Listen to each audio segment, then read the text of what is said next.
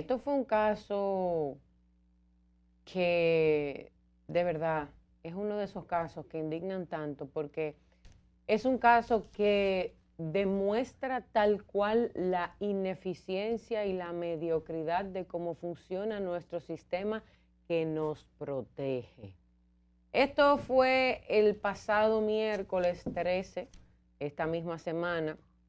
Esmeralda Moronta de los Santos, una joven de apenas 36 años, algunas fuentes indican que podría incluso haber tenido 33 años. Ella era madre, emprendedora, y ella fue, bueno, para YouTube le quitaron la vida, o a su expareja le quitó la vida a ella, llamado Omar Tejeda Guzmán, de 48 años. Esto ocurrió en Almarrosa Primero, en Santo Domingo Este, a poquitos metros, escuchen aquí, a pocos metros del destacamento donde ella había ido a denunciar, a denunciarlo a él por acoso. Ella saliendo del lugar de haberlo denunciado, minutos más tarde de su denuncia, él le cae a tiros y le quita la vida. Ellos dos habían tenido una relación, bueno, importante porque incluso tuvieron un hijo. Y habían terminado esta relación sentimental hacía ya 2 meses. Sin embargo, según las informaciones, él se negaba a aceptar la ruptura de la relación. Él, usted sabe, cuando el hombre entra en esa situación, que no, y que no, y que no. Pero además de que se negaba, él había empezado a tener un comportamiento extraño, había estado hostigándola, había estado celándola al extremo, la estaba acusando de que ella tenía una nueva pareja y empezó a asediarla, incluso llegó a instalar un GPS en su vehículo. Y pues además de esto, él le había dicho, le había prometido a ella que supuestamente la iba a dejar tranquila y que él se iba a enfocar en el hijo que ellos tenían en común. Bueno, ella, como ya se dio cuenta del comportamiento errático de este hombre, ya ella temía por su vida. Así que el miércoles ella fue acompañada de una amiga a la Unidad de Atención Integral de Violencia de Género, Intrafamiliar y Delitos Sexuales de los MINA. Eso está en Almarrosa Primero. Ahí entonces es donde ella presenta una querella formal. Incluso tenemos aquí el número de la denuncia. La denuncia es la SC-4163. Ella hizo lo que tenía que hacer. En esa denuncia ella detalló la persecución que ella estaba viviendo de parte de ese señor y también comentó que él le había instalado un GPS en su vehículo. Ahí entonces ella solicitó una orden de alejamiento y oigan qué ironía, y las medidas de protección. Eso fue lo que ella fue a solicitar. Cuando sale de la fiscalía entonces, ella se dio cuenta que Omar la estaba esperando y que la estaba acechando. En un intento desesperado por resguardarse, entonces corrió hacia un colmado cercano ubicado en la calle Puerto Rico. Ahí Omar la persiguió hasta el interior del establecimiento comercial y le disparó múltiples veces con una pistola Glock calibre 9 milímetros, provocándole, por supuesto, la muerte en el acto. Inmediatamente después, como suelen hacer estos cobardes, se quitó la vida a él con la misma pistola. Cabe destacar que Esmeralda dejó en la orfandad a 2 hijos, uno de 10 años y otro de 3 o 4, no está clara la información. Me parece que este último era el que ella compartía con esa bestia que terminó quitándole la vida. Además de ser madre, tenía un negocio llamado Estilo Pastelero, que era un negocio de repostería, que aparentemente era a través del cual ella vivía y era un negocio próspero. Luego de que esto ocurre, sus hermanas Estefanía y Ámbar Moronta denunciaron públicamente la falta de protección y empatía del sistema. Exigieron a las autoridades mayor capacitación y sensibilidad para identificar las alarmas de peligro inminente cuando una mujer pide ayuda. Bueno, ante la falla del sistema, la Procuradora General Jenny Berenice ordenó una investigación interna. Las pesquisas, además de establecer el feminicidio, buscan determinar si el personal de la Unidad de Violencia de Género aplicó y agotó de forma correcta los protocolos institucionales previstos para salvaguardar la vida de mujeres en situaciones de alto riesgo. Hasta el momento lo que sabemos es que la policía y el Ministerio Público se encuentran recolectando evidencias y revisando las cámaras de seguridad. Hasta la fecha, señores, la muerte de Esmeralda Moronta ya eleva la cifra a 27 mujeres que han sido asesinadas por parejas o por exparejas solamente en lo que va del 2026. Estamos en mayo. A mitad de mayo ya tenemos 27 mujeres que han perdido la vida a mano de su pareja o expareja. Esto es un número demasiado alarmante. Hay otras fundaciones, como por ejemplo Vida Sin Violencia, que han registrado 37, 10 más, y han dicho que este número está muy elevado comparado con años anteriores. Miren, a mí este caso me choca mucho porque en este programa nosotros hemos hablado mucho del violentómetro, que fue Nelson que trajo eso aquí a este programa. Nos educó, nos habló del tema, nos pareció genial. Y constantemente nosotros hemos abogado por el famoso violentómetro, entendiendo que lo que le falta a nuestro país es educación a nuestras mujeres para que ellas sepan qué es violencia. Precisamente el violentómetro te va diciendo cosas que hay muchas mujeres que tienen normalizado, que muchas mujeres no saben que es violencia. Y el violentómetro te dice, hey, ojo ahí, es cierto, sí, eso sí es violencia. Mira, ya está subiendo de categoría y te va dando una guía. Pero luego de este caso, yo creo que ya yo voy a dejar de pensar que el tema en nuestro país es el famoso violentómetro. Yo creo que más que eso, el tema aquí es la gran falla que tenemos en nuestro sistema de seguridad, en nuestra policía, en nuestro Ministerio Público, que lo quiero incluir también ahí. Esmeralda Moronta hizo todo lo que ella tenía que hacer. Ella había terminado su relación hacía solamente 2 meses. No fue que ella esperó 2 años con un hombre loco detrás de ella cometiendo acciones extrañas para entonces ella ir a poner una denuncia, una orden de alejamiento. No, ella lo hizo rápido, ella actuó a tiempo, ella fue donde ella tenía que ir, ella puso una denuncia formal, ella fue explícita, ella dio detalles de lo que él le había hecho, de su comportamiento, del GPS que le había puesto en el vehículo, de que ella estaba asustada, que ella temía por su vida. Ella dio toda la información. Lo que tú le pides a un ciudadano, lo que tú le pides en este caso a una mujer que se encuentra en una situación como esa, es que haga precisamente lo que Esmeralda hizo. Entonces, ¿qué tienen para decir las autoridades ahora? Porque aquí uno suele hablar y decir, ay, que las mujeres tienen la violencia normalizada. Ah, que no van y lo denuncian. Ah, que quieren proteger al agresor. Bueno, se dan algunos casos. Pero, ¿y en este caso?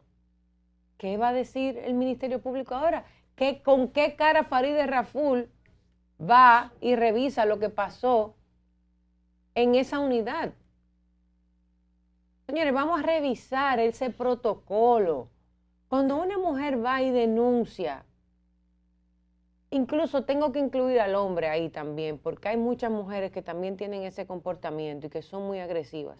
Cuando una persona va y denuncia que teme por su vida, que hay un tercero que lo persigue, que lo asedia, que lo amenaza, esa persona que entró a esa unidad a poner esa denuncia no debe salir por la puerta igual. ¿En qué sentido? Ahí adentro se le tienen que dar herramientas. Ahí adentro tienen que garantizarle su vida. Tienen que garantizarle seguridad. Tiene que esa persona salir de ahí con los niveles de cortisol más bajos, porque ahí adentro debieron decirle, mira, nosotros te vamos a proteger. ¿Cómo? De esta manera, de esta manera, de esta manera. Nosotros vamos a perseguir a esa persona. Hay una unidad que se va a encargar de encontrarlo a él y de perseguir. O sea, Empecemos por llevarte a tu casa ahora. Empecemos por llevar, no, incluso ahí adentro debería, la persona que va y denuncia debe tener que armar un plan ahí adentro. Ok, yo vine aquí a denunciar a Pedro. Ok, ¿dónde vive Pedro? En tal sitio. ¿Dónde vive usted? En tal sitio. ¿Dónde vive tu mamá? En tal sitio. Ok, mira, vamos a ir ahora en una patrulla a recoger a tu familia entera y te vamos a llevar a un sitio que nosotros tenemos que es de protección. Ustedes se van a quedar tú, tu mamá, porque ¿cuántos casos hemos visto que se llevan a la madre también? Que encuentran a la mujer en casa de la mamá y se llevan a la mujer y a la mamá y dejan a los niños sin mamá y sin abuela. No, vamos a llevarnos a los niños, a la abuela, a la hermana, a quien sea, nos lo llevamos. Porque en una situación como esa, no puede ser más importante más nada. Hay que proteger a esa gente hasta que se encuentre a la persona, al agresor. Y luego de que se encuentre el agresor y usted tranque a esa persona y usted le haga un test psicológico y usted sepa la condición mental de ese individuo, usted tome carta en el asunto y decide lo que tiene que hacer. Pero ¿cómo es posible que yo voy y digo que temo por mi vida porque Pedro ha hecho esto y esto y esto y esto y esto? Y usted me dice, ok, ya tengo aquí la información, usted yendo el formulario, bye, gracias. Y ahí afuera en la esquina, en el colmado de la esquina, a usted le quitan la vida. Gracias, Yamel. Déjenme darle algunos datos para que entiendan un poquito de qué tan mal estamos. Ya hablaba Yamel Castro de unos 37 femicidios, pero fíjense que hubieron 32.000 denuncias de mujeres valientes por temas de violencia intrafamiliar. Yo lo digo y lo reitero, yo veo niveles de violencia en República Dominicana que son preocupantes. Basta ver los haters, el tipo de lenguaje que se utiliza en Instagram, en Facebook, de personas que no te conocen, que tú no has tenido ningún contacto, ni has brindado ninguna confianza, sin embargo, te dicen cualquier grosería, cualquier mala palabra. Algo que al menos yo me crié en un mundo, y se lo agradezco a mi papá, donde decir una sola mala palabra era algo gravísimo, muy, muy grave. Te costaba no solamente una pela, sino el desprecio de casi toda la familia. Y cuando estabas con un tío te lo recordaba, oye, supe que hiciste tal cosa, o hiciste tal. Es decir, ser grosero en República Dominicana tenía una consecuencia en tu familia, en la escuela, en el colegio, en el liceo, en la iglesia, en la comunidad, en el vecindario, etcétera. Cuando hablaba Yamel, por ejemplo, del tema de que esta joven que hace lo correcto, la denuncia y luego finalmente igual muere, tú te das cuenta de lo mal que estamos como sociedad. Y cuando digo esto, ya olvídense del tema de los partidos de turno. Y lo hablábamos más temprano con Iván. Si Dominicana no agarra de alguna manera gerentes que agarren y ponen en una mesa, decir, ¿en qué fallamos con el agresor?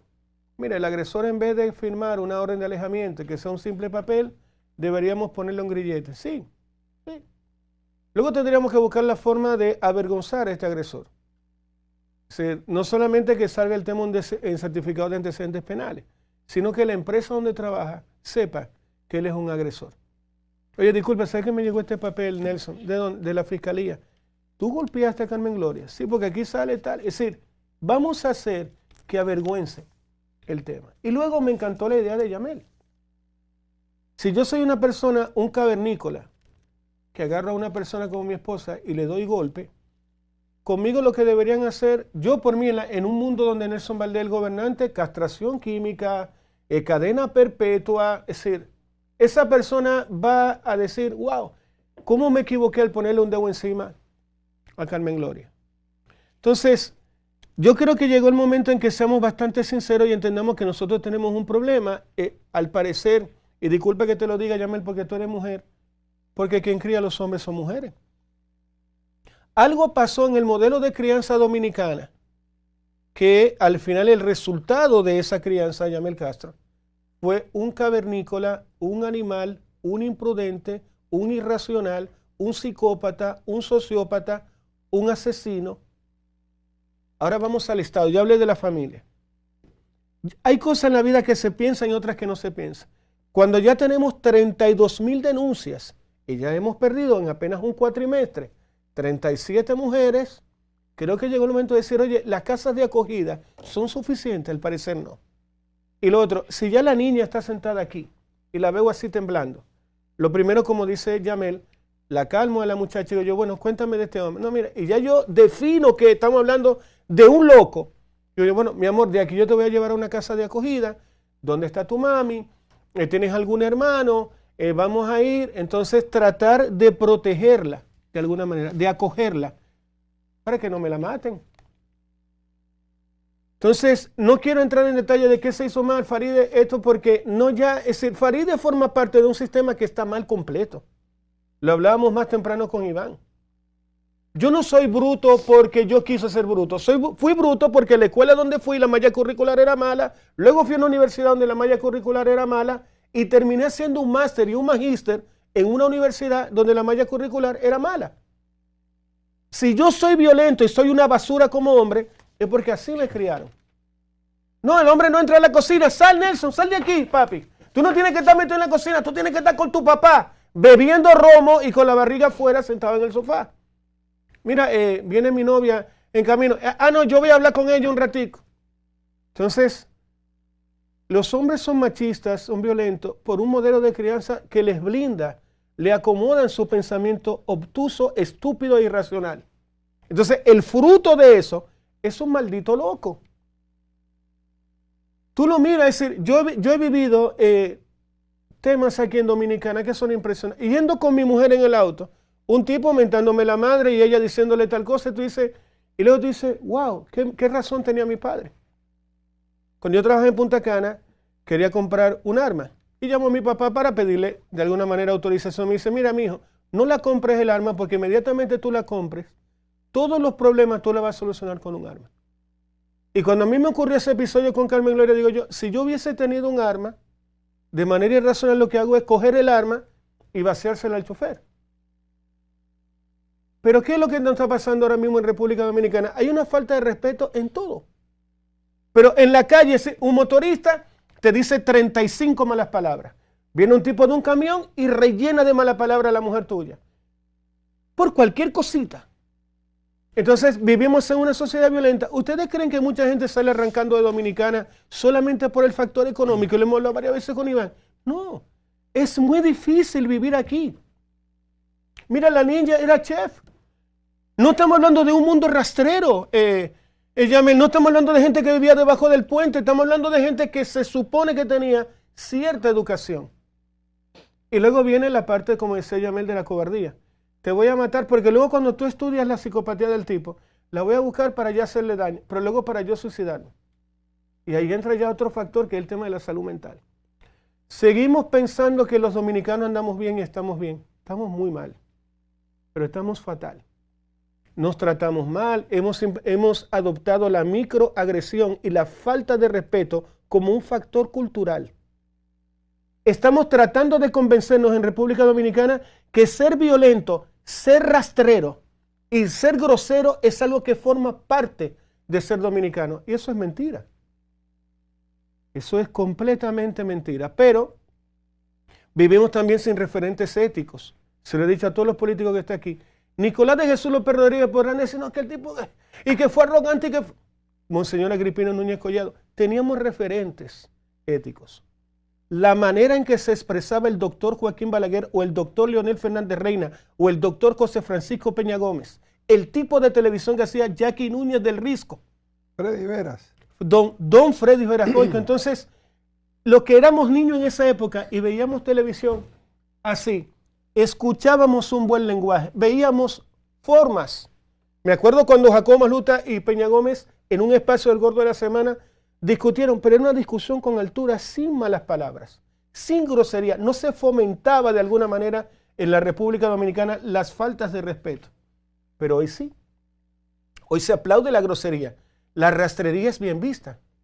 Entonces, yo creo, y hago un llamado ahí a nosotros como sociedad civil, a los medios de comunicación, que entendamos qué es lo que estamos fomentando y nutriendo e inyectando y alimentando de alguna manera. Vamos a seguir perdiendo nuestras bellezas, nuestras mujeres, nuestras hijas, nuestras hermanas, si no tomamos en serio el tema del femicidio. Iván Yael. Así es, miren, Yamel dio en la diana cuando dijo que ya el tema no es el violentómetro, el tema no es identificar cuando hay violencia, sino que aun cuando se identifica y se va al cuartel a decir, míreme, mi vida está en peligro y tengo situaciones que me están llevando a venir al cuartel porque me siento amenazada. Y usted le hacen caso omiso o le dicen, sí, ya tomamos la nota, vaya y espere, 3 puntos suspensivos, porque no dicen qué es lo que va a esperar. Vaya y espere para nosotros contactarla para proseguir con el caso. Pero miren qué pasa. Este caso de esta joven Moronta, que aparece en la primera plana de muchos medios nacionales, incluido el Metro, son los temas que a nosotros nos preocupan porque no es solo este caso aislado, sino lo que esto significa para muchas otras mujeres, jóvenes que son esperanza de una nación, jóvenes que están supuestas a ser las madres del futuro de esta nación. Nelson le decía a Yamel que a los hijos los crían las madres, que es una responsabilidad de madres que los hijos se han salido de las manos, pero inmediatamente a mí me salta a la mente que no es porque las mujeres dijeron, ay, es que está de moda ser mujer independiente y madre soltera. Esto ha sido el devenir de décadas tras décadas de una degradación sistemática que parece un plan maquiavélico. Es una evolución donde se ha llevado a la mujer a tener que evolucionar hasta el punto de tener que ser autosuficiente, y la mujer biológicamente tiene la bendición de ser la dadora de vida. Es una responsabilidad muy grande. Entonces, pero aparte de que da la vida, tiene ahora que ser la que mantiene la vida, tanto la suya como de la criatura que tiene.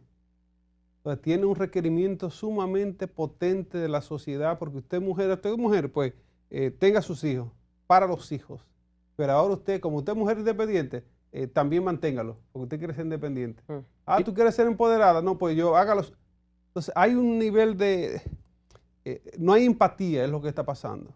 Hay un crecimiento natural y esto no obedece a ningún tema particular, sino a un tema social a lo macro, internacionalmente. Disculpe, Iván, un dato que te arrojo en tu tesis. 200, para que tú lo sepas, 270.000 hombres, Yamel, no pagan pensión de alimento en República Dominicana.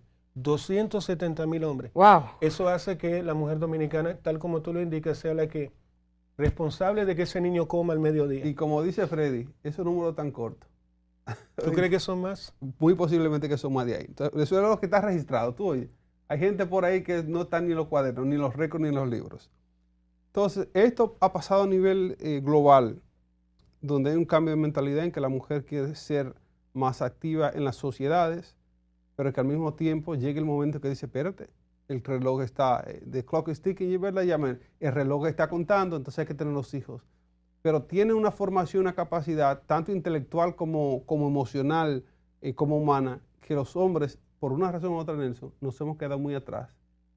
A la velocidad a la que la mujer se ha adaptado a un nuevo esquema de vida, ha avanzado más rápido que la capacidad que tiene el hombre para adaptarse y aceptar que muchos hombres tendrán que hacer otras cosas, que ese marido poderoso decía, yo llegué a la casa, la mujer, ¿dónde está la comida? Que ni le hablaban. Búscame la chancleta. Sí. Sí, ¿verdad? Entonces el hombre no ha podido, llámele, el hombre no ha podido actualizarse a la velocidad que la mujer se ha actualizado para ser una mujer emprendedora, capaz de producir sus finanzas y de ser independiente. Ya no es tu esclava, tu mujer no es tu esclava. Entonces ahí hay una disparidad cognitiva a la velocidad a la que el hombre llega a comprender que esto pasa. Hay personas que yo conozco de otras naciones que se han adaptado muy rápidamente, o tal vez porque el proceso ya lleva más tiempo. Yo tengo amigos en Estados Unidos que ellos viven y son los padres gallinas, la mamá son los que crían en la casa, porque la madre tiene un trabajo más exigente, de mayor ingreso, y no, pero yo voy a hacer todo lo mío desde la casa, que lo pueda hacer un trabajo online de medio tiempo, veo los muchachos, los recojo al colegio, a lo que tú te vas a hacer tu full time, porque es el trabajo que tiene el mayor ingreso. Y con mucha humildad ellos lo hacen porque entienden que es lo que le conviene a la familia.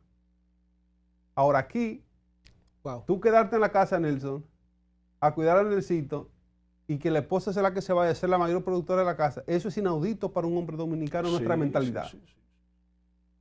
Es como que te castraron. Entonces, hemos tenido un cambio de paradigma que no se ha podido dar completamente aquí. La mujer ha avanzado, la mujer aquí es sumamente productiva, ha logrado muchas cosas, pero el hombre no lo resiste. Y mira qué pasa con esto.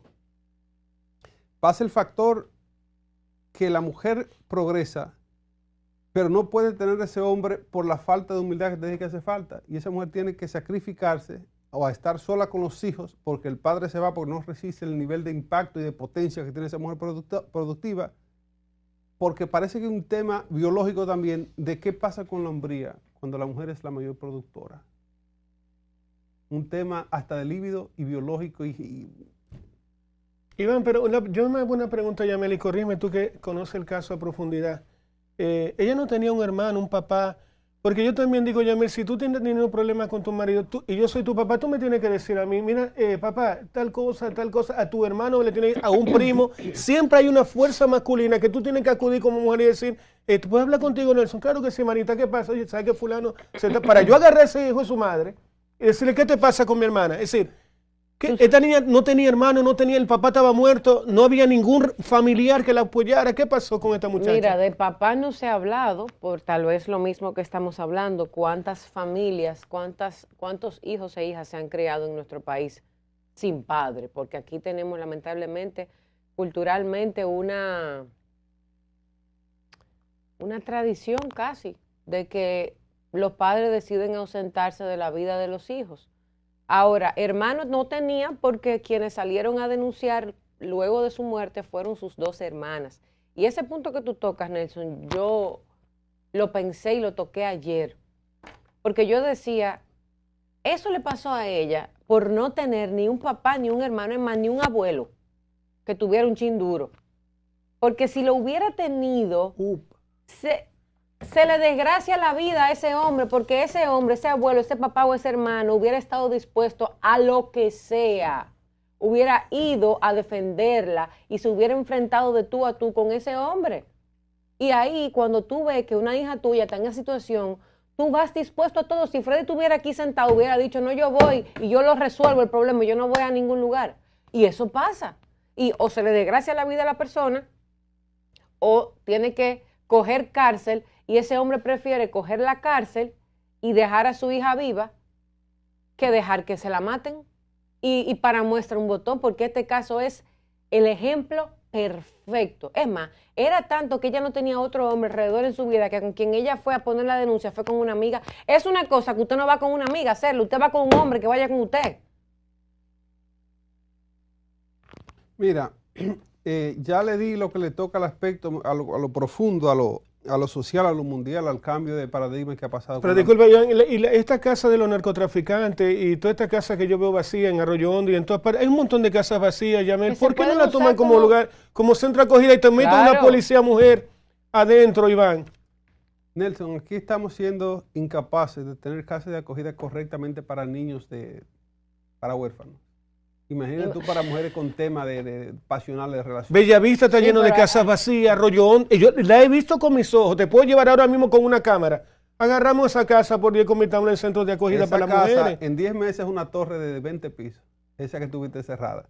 Entonces, termino con esta parte antes de recibir las llamadas. Y es el aspecto que compete ya a las autoridades.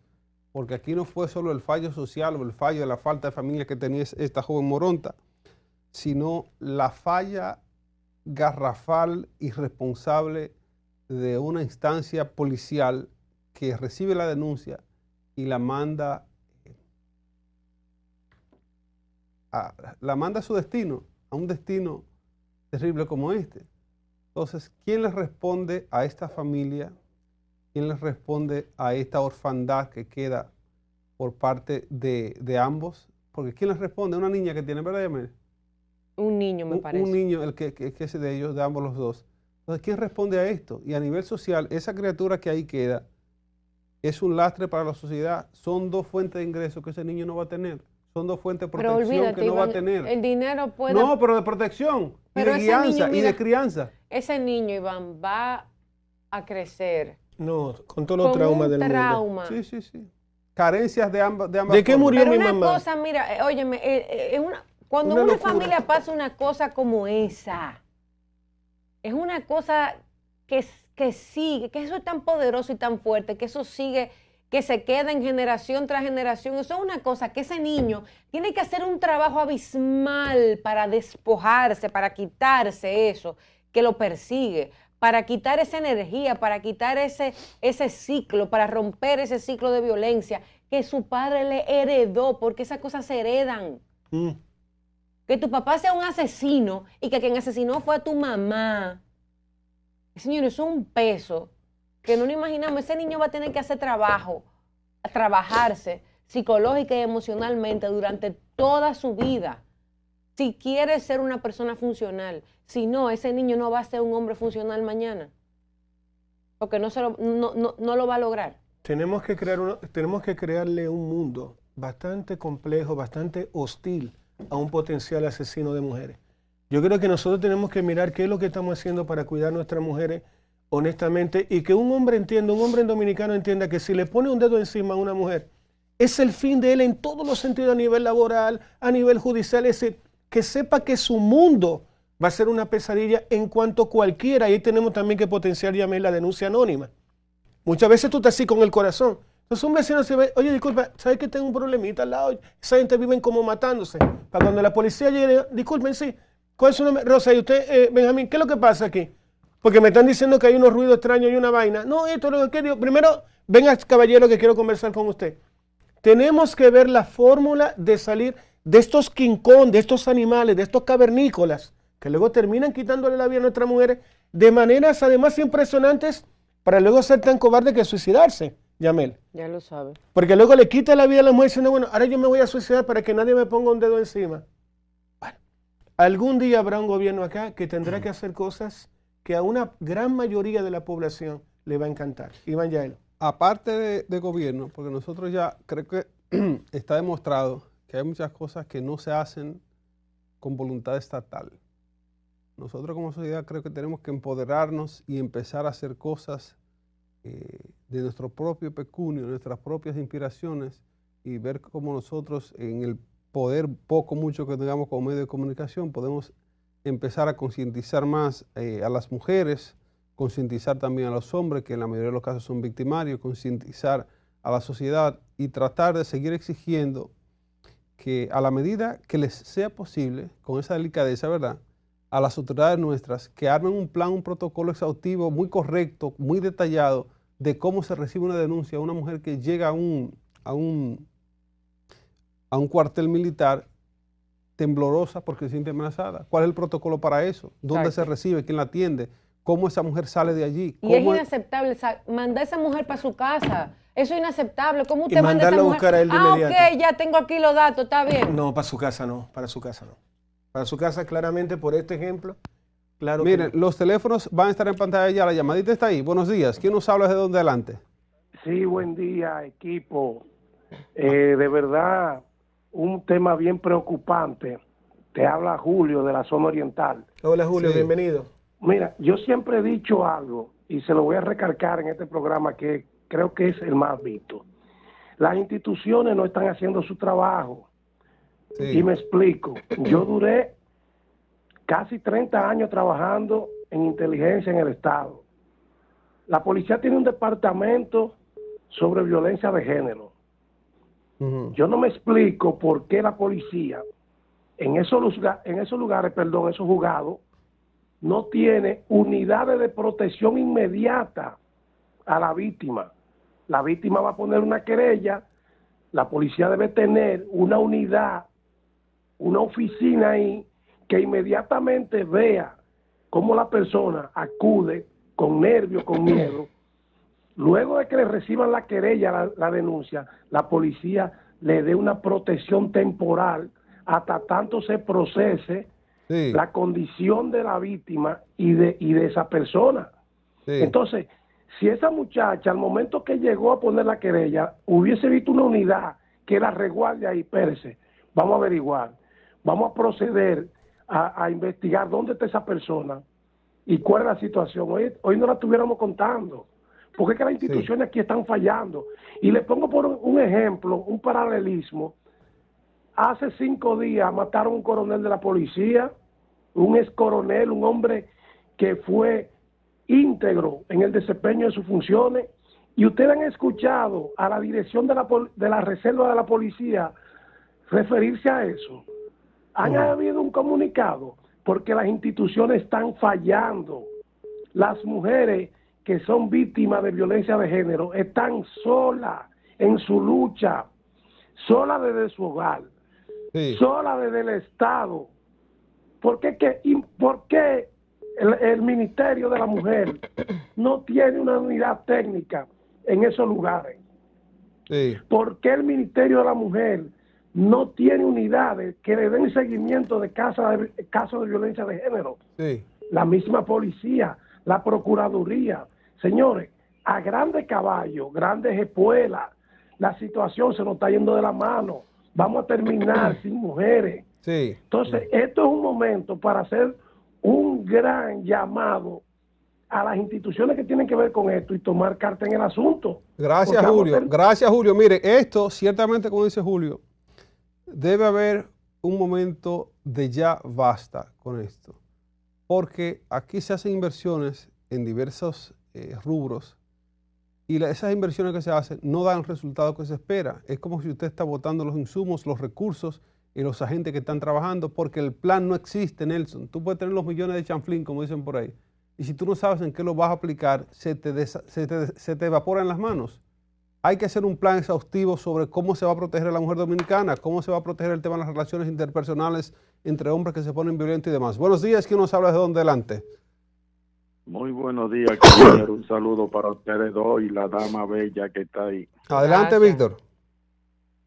Hermano, yo quería decir algo a ustedes. Allí no es la población que tiene el problema, ni los niños cuando nacen, la mala formación o educación de los padres.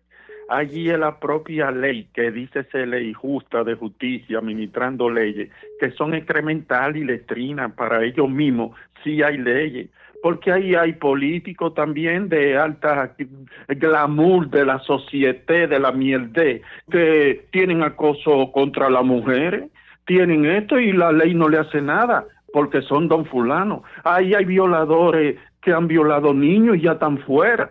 Entonces, dígame usted, cuando la propia ley que administra la ley son los delincuentes de poderes que no se le hacen nada, ¿qué tú puedes esperar del chiquito si no se le hace ley a los de arriba? Muchas gracias. Víctor, te recuerdo a ti, Víctor, que en Estados Unidos está el caso más famoso de pederastía, que es el caso de Jeffrey Epstein. Y de ahí poca cosa se ha sacado, solo que el más grande, la cabecilla de eso, se desvivió supuestamente él mismo en la cárcel para que nada salga. Eso es mundial y mientras más poderosos son, mayor impunidad, menos castigo se recibe.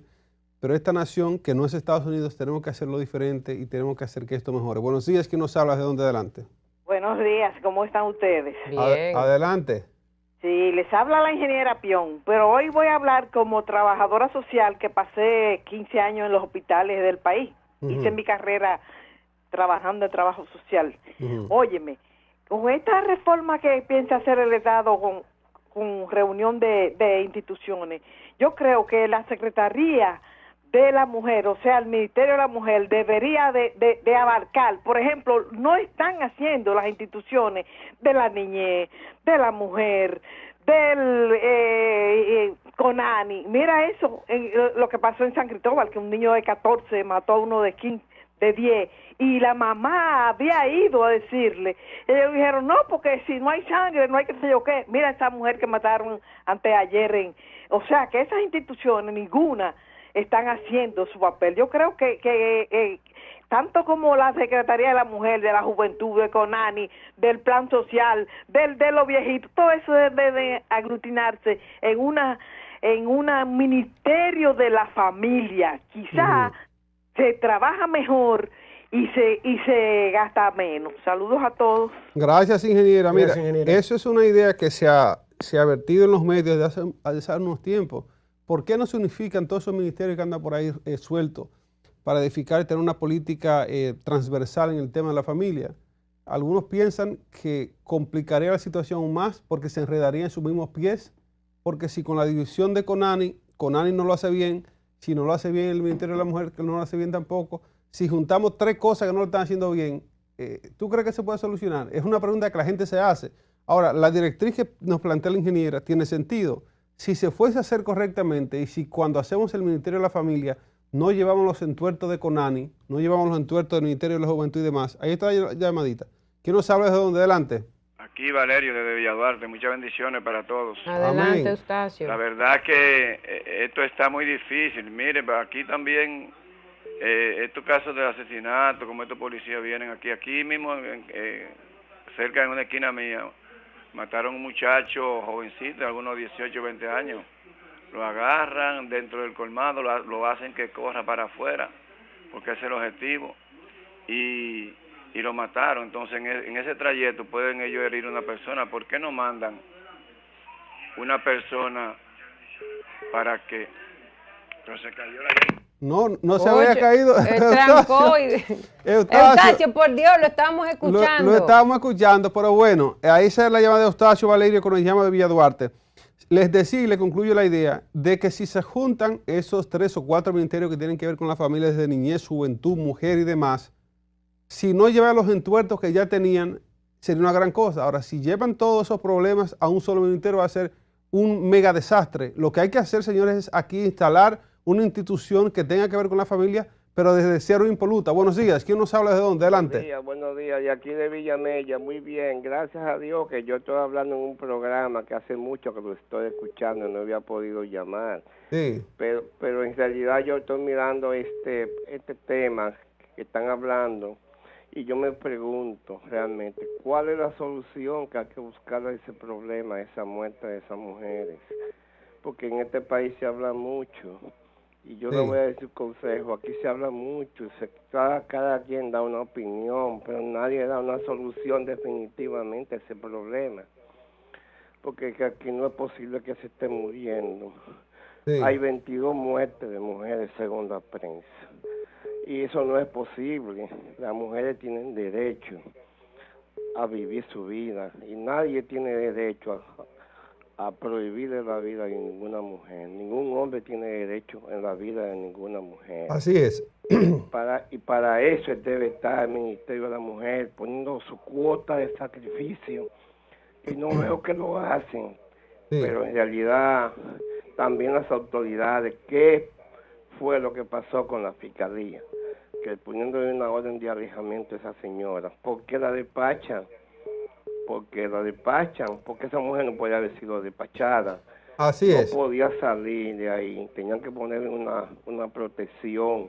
Sí. Esas autoridades de la fiscalía. Gracias por su llamada, eso es así, miren, pero también, ¿qué pasó con el chofer del camión que fue a poner una denuncia y lo mandaron y afuera los motoristas lo acribillaron? O sea, ¿qué es lo que está pasando con las autoridades nuestras? ¿Por qué están, dicen los gringos, llaman el passing the buck? ¿A quién le están pasando ese problema?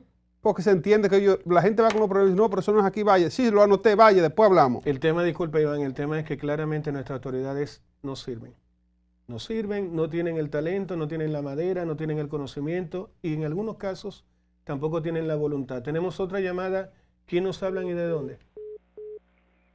Le habla de aquí de Invimosa, José Marte. Adelante. Para contestarle al señor que llamó hace como 5 o 6 llamadas, que la Policía Nacional no puede tener una patrulla detrás de cada mujer amenazada por un delincuente, porque ellas son las que se meten con sus delincuentes. Ellas saben cuáles son. Por una cerveza y un poco de droga se meten con ese delincuente y el delincuente le quita la vida cuando ya ella no quiere vivir con él. Muchas gracias. No. Gracias por su llamada. No creo que eso sea general así. Ni generaliza así, que eso no está bien, porque eso... esta muchacha que le pasó eso y de quien estamos hablando hoy, de Esmeralda, no era nada de lo que usted está diciendo. Eso es una mujer que tenía su negocio, que tenía sus hijos, que tenía su pareja estable porque tuvieron un hijo y a ese hombre se le entró, ¿usted sabe qué? El demonio. Buenos días, ¿quién nos habla de dónde? Adelante. Buenos días, hermano. Un abrazo, bendiciones. Él es Receta. Receta, dime adelante, a ver. Hermano. Mira, yo voy a tratar de dar algunas ideas, soluciones, porque lo que está pasando ya se escapa a una realidad. En el 2001 yo trabajé en el hospital, en el Marcelino Vélez. Y recuerdo que sucedió una tragedia muy trágica, no sé si fue en San Cristóbal, que el papá mató a la mamá y 3 niños, se salvó uno. Después de ahí se hizo un trabajo en los servicios sociales del hospital. Había una encargada del servicio social que debiera hacerse ahora, no sé si se está haciendo, que cualquier persona o niño que era abusado iba donde esa encargada del servicio social del Marcelino Vélez, y él tenía un enlace con las instituciones que tenían que ver con violencia. Y así esa persona que le quedaba cerca a un hospital y que la persona que la estaba persiguiendo no se iba a imaginar que era a denunciar que iba a servicio social. Eso es una de las ideas. Si no trabajamos en la familia, en la prevención y en los valores, estamos feos como sociedad y va pasando eso. Tiene que hacer, por ejemplo, moral y cívica, ¿se está dando en las escuelas? No. Los niños están yendo a la iglesia a catequesis, como se hacía anteriormente, los sábados, que era una obligación como yo ir a una a la iglesia a recibir catequesis a las 10 de la mañana. Entonces, tenemos que invertir en el gobierno, por favor, que invierta en la familia, porque una cuestión, la salud mental es muy cara en este país. Una persona que esté, un hombre que esté en un estado de celo, que vaya de que a un hospital a pedir una consulta porque sabe que está mal, no hay forma de conseguir una consulta. Entonces, nosotros somos culpables todos de alguna forma de esa situación de esa muchacha. Sí. Porque nosotros tenemos que revisarnos ya para terminar. ¿En qué granito de arena como medio, como trabajador social, qué granito de arena estoy aportando? Sí. Muchas gracias. Gracias, Víctor. Leonel Receta, que nos escribe, que es un comunitario que siempre ha estado. Él habla de su experiencia en Marcelino Vélez como gente que va a ayudar y aportar y da ideas importantes de cómo hacer las cosas y de cómo aquí estamos fallando en otras. Es importante además que recordemos que este es un trabajo de todos. Eso es un problema social, no solo de República Dominicana, sino que muchos países tienen este flagelo del tema de la violencia contra la mujer.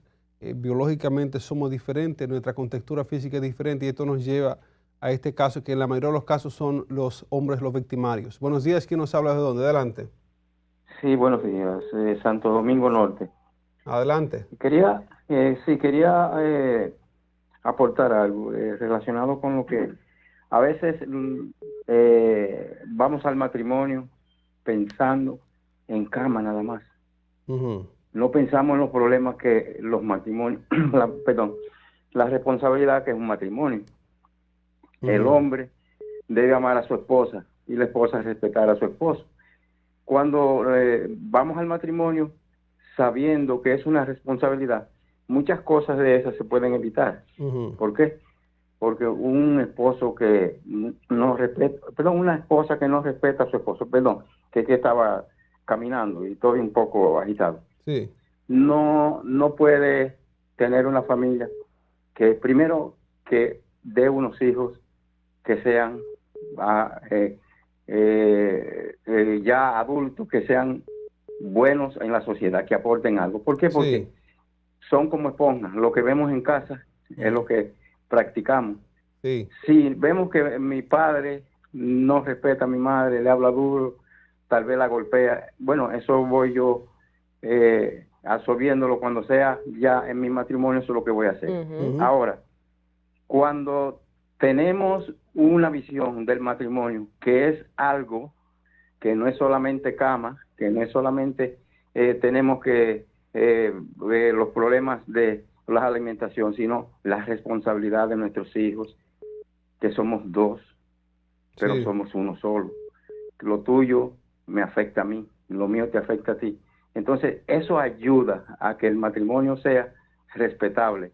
El esposo nunca va a levantar la mano. La esposa va a tomar decisiones basadas en el respeto. Gracias, distinguido. Mire, es importante, el televidente llama y habla de cómo los niños van aprendiendo de los padres.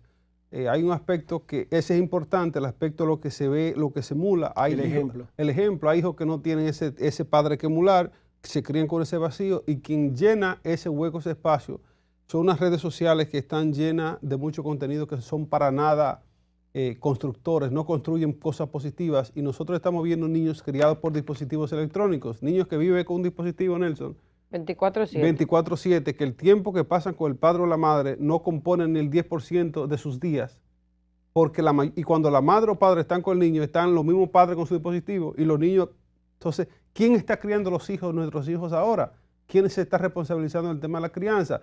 Hablaba Leonel Receta, Nelson, Leonel y yo, que fuimos a escuelas que son de ese estilo, donde se daba tanto la formación integral humana y religiosa en algunas, se daba... Pero yo llegué a tomar moral y cívica. Moral y cívica. Entonces, ¿qué ha pasado? Que el mismo tema del moral y cívica, de formación integral humana, no se está dando. ¿Y qué ha pasado? Que cada vez más tenemos a los niños criándose en las redes, viendo de propósito. Porque si fuera para ver los contenidos de STEM, que el mismo TikTok tiene un tab de STEM, pero no. Lo que se está viendo de propósito es que se hizo viral. Y este tipo de formación y de violencia que se absorbe por la vista. Yo quiero cerrar esto con esta parte. Una de las cosas que llevó a Estados Unidos a ser el país de mayor violencia a nivel de mass shooting, de disparos masivos, que disparaban las escuelas con armas de guerra, fue basado en 2 o 3 videojuegos que hicieron estos famosos, Grand Theft Auto y otro que se llama Killzone. Gente con ametralladoras se pasan horas y horas al día jugando eso. ¿Y qué va a hacer el niño cuando sale y crece? Con acceso a armas por el amendment número 2 de la Constitución norteamericana. Buenos días, ¿quién nos habla de dónde? Adelante. Buen día. Adelante. Santo Domingo Este. Adelante. Sí, con su comentario, adelante. Sí, yo pienso que el tema de la violencia es un tema primero multifactorial. Hablamos de la violencia del género, pero la violencia es general. Ese hombre que maltrata a una mujer es el mismo hombre que por un roce en la calle te da 2 tiros. Eso es correcto. Por cualquier roce de un vehículo. Entonces, hay un tema también con las autoridades. Yo pienso que las autoridades están fallando. Si vemos que el asunto va mal, cambiemos la estrategia, cambiemos lo que estamos haciendo, porque lo que se está haciendo no está funcionando. Exactamente. Entonces las autoridades solamente están en aumentar las penas, en el tema penal. Señores, tenemos que buscar otras soluciones, tenemos que buscar otros modelos, no podemos tener resultados buenos haciendo lo mismo siempre. Estamos fallando. Sí. Muchas gracias. Gracias a usted por esa cita, Albert Einstein, que dijo que la definición del loco es hacer lo mismo y esperar resultados diferentes. Yo pensaba que el ingeniero Osiris de León hablaba muy similar al ingeniero Osiris. El tono de Osiris de León que se ha hecho popular en esa plataforma. Saludos a Osiris de León, que siempre nos alegra las mañanas con los cortes de él que vemos aquí. Tenemos tiempo para una llamadita más de esto, de el tema de feminicidios, que no deja de ser noticia, tendencia cada vez que ocurre un tema como esto. Buenos días, ¿quién nos habla de dónde? Adelante. Sí, buenos días. Le hablamos a Mateo Valerio de los Alcarrizos. Adelante, Alcarrizo. Tratar esos temas de violencia, lo que se ve en nuestra sociedad, es muy preocupante. Yo no sé si ustedes recuerdan que aquí en los Alcarrizos hemos vivido distintas etapas de muchas violencias. Entonces, nosotros hicimos un trabajo, autoridades, sociedad civil, y hemos intentado trabajar con una construcción, con esa familia que necesitan. Incluso aquí, gracias a Dios, tenemos 2 casas de acogida para esas mujeres que han sido violentadas. Una mujer va a la fiscalía a poner una denuncia, y todos sabemos que antes se la daban a esa mujer para que se la lleve ese verdugo, que hemos adoptado y que han adoptado la Junta de Vecinos, porque se ha hecho un trabajo, la policía, la fiscalía, en dar charlas en las comunidades. Entonces ya las mujeres de aquí saben lo que deben de hacer. Ya la mujer no va donde ese verdugo y le entrega esa cita. Esa mujer va donde el presidente de la Junta de Vecinos, y el presidente de la Junta de Vecinos entonces va y le da acompañamiento. Y si ese individuo, como es un agresor, muchas veces que son conocidos, entonces él mismo va y le da acompañamiento a la casa de acogida a esa mujer para que la proteja. Entonces, el Estado debe de trabajar en distintos municipios con esa casa de acogida que lamentablemente nuestras mujeres están siendo masacradas. Y yo creo que por eso nosotros como el Carrizo hemos ido mejorando, y por eso ustedes han ido escuchando una mejora progresiva de la violencia en nuestro municipio. Así es, gracias por su llamada. Los Alcarrizos dan un punto importante, señores, con casa de acogida, un plan que se puede aplicar por otras comunidades que quieren involucrar al presidente de la Junta de Vecinos. Eso me gustó. Así es. Es una nueva